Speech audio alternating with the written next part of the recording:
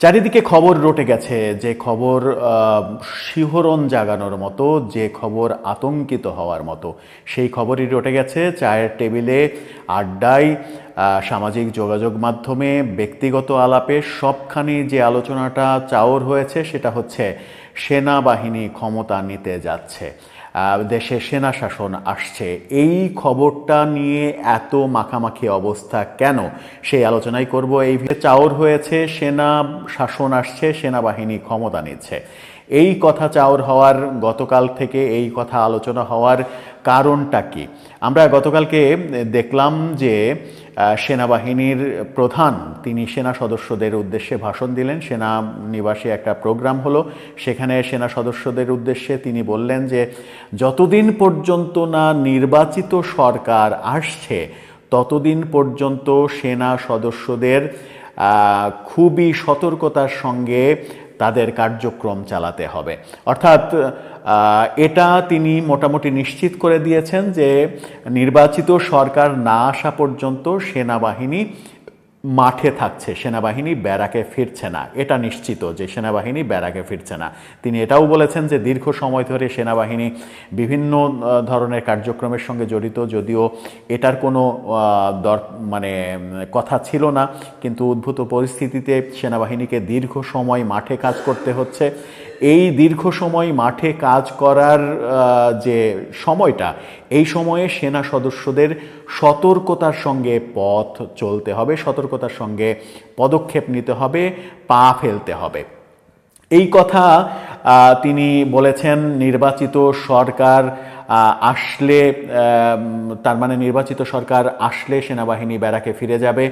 নির্বাচিত সরকার আসার আগ পর্যন্ত সেনাবাহিনী শুধুমাত্র মাঠেই থাকবে নাকি সেনাবাহিনী ক্ষমতা নিয়ে নেবে, এখান থেকেই মূলত গুঞ্জনটা তৈরি হয়েছে। সেনাপ্রধান কেন এটা বললেন নির্বাচিত সরকার না আসা পর্যন্ত সেনাবাহিনীকে তার কার্যক্রম চালিয়ে যেতে হবে?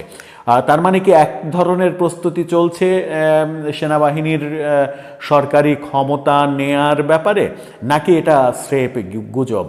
বাংলাদেশের আইন শৃঙ্খলা পরিস্থিতি যখন তলানিতে, যখন বিভিন্ন গণমাধ্যমে খবর হচ্ছে, যে গণমাধ্যমগুলো এতদিন আমরা দেখেছি চুপ থেকেছে, সরকারের বিরুদ্ধে খুব একটা নিউজ করতে তারা উৎসাহী হয়নি।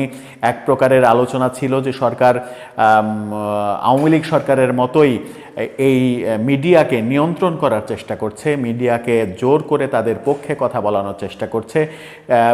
সেরকম পরিস্থিতিও পাল্টে গেছে। এখন সরকারের বিরুদ্ধে বিভিন্ন নিউজ হচ্ছে এবং গণমাধ্যম বলছে গত 72 ঘন্টায় প্রায় 65টি ধর্ষণের ঘটনা ঘটেছে।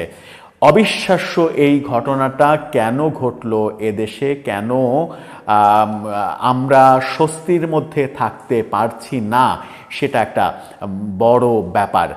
ওদিকে স্বরাষ্ট্র উপদেষ্টা বলছেন আইন শৃঙ্খলা পরিস্থিতি উন্নতির তিনি চেষ্টা করছেন। চেষ্টা যে কিভাবে করছেন, অনেকে বলছেন স্বরাষ্ট্রমন্ত্রী বসে বসে ডিমে তা দিচ্ছেন আর বলছেন চেষ্টা করছেন। পরিস্থিতি খুবই ঘোলাটে। এদিকে প্রধান উপদেষ্টার প্রেস সচিব তিনি গতকালকে দেখলাম যে প্রেস ব্রিফিং করলেন। প্রেস ব্রিফিং করে তিনি বললেন যে টহল, পেট্রোল টহল বাড়ানো হচ্ছে এবং যৌথ বাহিনীর পেট্রোল টহল হবে। অর্থাৎ যে কোনো জায়গায় পেট্রোলে গেলে সেখানে পুলিশ, বিডিআর, সেনাবাহিনী সবাই একসাথে পেট্রোলে যাবে এবং ঢাকা শহরে যানজটের কারণে দ্রুত এক জায়গায় পুলিশ পৌঁছাতে পারে না, আইন শৃঙ্খলা রক্ষাকারী বাহিনী পৌঁছাতে পারে না। সেই কারণে আইন শৃঙ্খলা রক্ষাকারী বাহিনীকে বাইক সরবরাহ করা হবে, তারা যেন মোটরসাইকেলে করে 2 জন দ্রুত ঘটনাস্থলে পৌঁছাতে পারে। বাইকগুলো পারচেজ করা, অর্থাৎ কেনার প্রস্তুতি চলছে। কবে কিনবেন, কবে বাইক দিবেন, কবে সেই বাইকে চড়ে আইন শৃঙ্খলা বাহিনী দ্রুত ঘটনাস্থলে পৌঁছাবেন।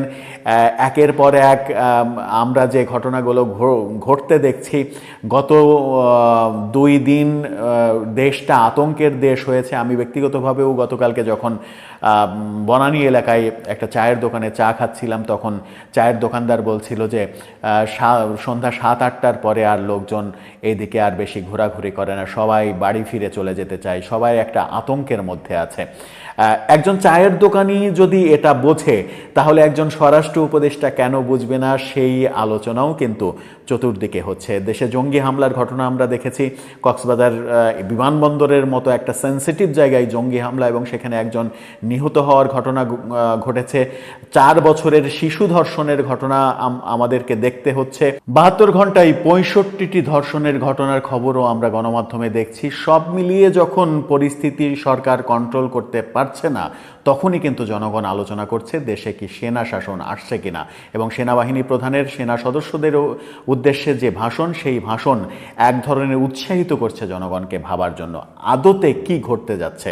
ইউনূস সরকার কি পারছে না? তারা কি না পারার কারণে সেনাবাহিনীর হাতে ক্ষমতা দিতে বাধ্য হবে, কিংবা সেনাবাহিনী ক্ষমতা গ্রহণ করবে? আর সেনাবাহিনী ক্ষমতা গ্রহণ করলে জাতিসংঘে সেনাবাহিনীর সুনাম যে আরবার বিনষ্ট হবে, শান্তিরক্ষা বাহিনীতে যাওয়া বন্ধ হয়ে যাবে, নানা রকমের ব্যাপার আলোচনায় রয়েছে। দর্শক, আপনার কি মনে হয় শেষ পর্যন্ত কি এটা আলোচনায় থাকবে, নাকি দেশ সেনা শাসনের দিকে যাচ্ছে? আপনার মতামত জানিয়ে লিখতে পারেন আমাদের কমেন্ট।